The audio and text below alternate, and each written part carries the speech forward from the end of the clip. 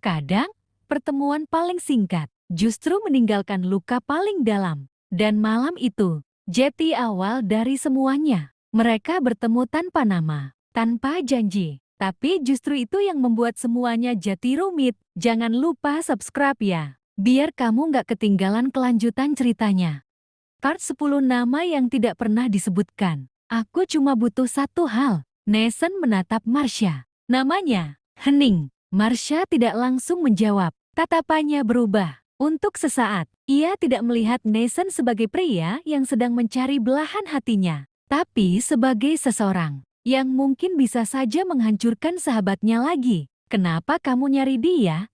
Tanya Marsha pelan. Nesan menghela napas. Aku nggak bisa berhenti mikirin dia. Sebuah pengakuan jujur, tanpa dibuat-buat. Tapi justru itu yang membuat Marsha semakin ragu. Takut Zahra tidak siap dengan apa yang akan ia hadapi. Jika mereka nantinya bertemu lagi, bayangan Zahra muncul di pikirannya. Wajah itu, tatapan itu, dan bagaimana ia pergi malam itu dengan hati yang tidak baik-baik saja. Marsha mengingat jelas bagaimana Zahra diam sepanjang perjalanan pulang. Tidak menangis, tidak bicara, tapi justru itu yang membuatnya khawatir. Dia nggak cocok sama dunia kamu. Kalimat itu keluar pelan. Sebuah bentuk kekhawatiran dan perlindungan dari seorang sahabat. Nesan terdiam. Bukan karena ia tidak tahu, tapi justru karena ia tahu. Dan tetap tidak ingin mundur. Aku cuma pengen ketemu dia lagi. Marsha menatapnya. Ia melihat ada kesungguhan di sana. Tapi kesungguhan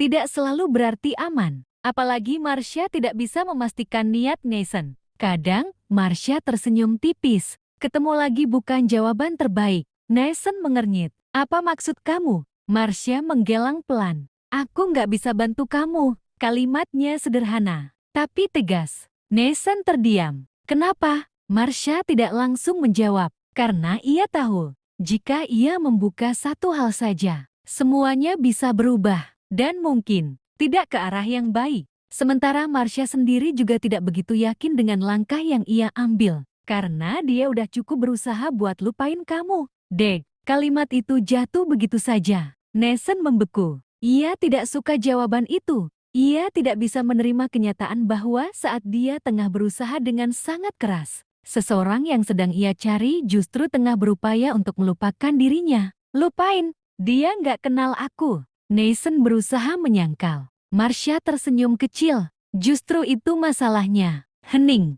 Nesan tidak mengerti sepenuhnya, tapi ia bisa merasakan bahwa ada sesuatu yang lebih dalam dari sekadar pertemuan singkat itu. Dan ia menyadari sesuatu. Mungkin, malam itu bukan hanya berarti baginya saja. Aku nggak akan kasih kamu namanya. Marsha menatapnya lurus. Tapi bukan karena aku jahat. Ia berhenti sejenak. Aku cuma nggak mau dia terluka lagi. Nesan terdiam. Kata-kata itu tidak bisa ia bantah. Mendapati kenyataan bahwa pertemuan mereka telah melukainya justru membuat dirinya lebih terluka. Karena bahkan ia sendiri tidak tahu apa yang akan terjadi jika mereka bertemu lagi. Hening cukup lama. Akhirnya Nesan berdiri. Kalau gitu, suaranya pelan. Aku cari sendiri. Marsha tidak menahannya. Karena ia tahu, pria seperti Nesan tidak akan berhenti hanya karena satu penolakan. Terserah kamu, katanya. Nesan melangkah pergi.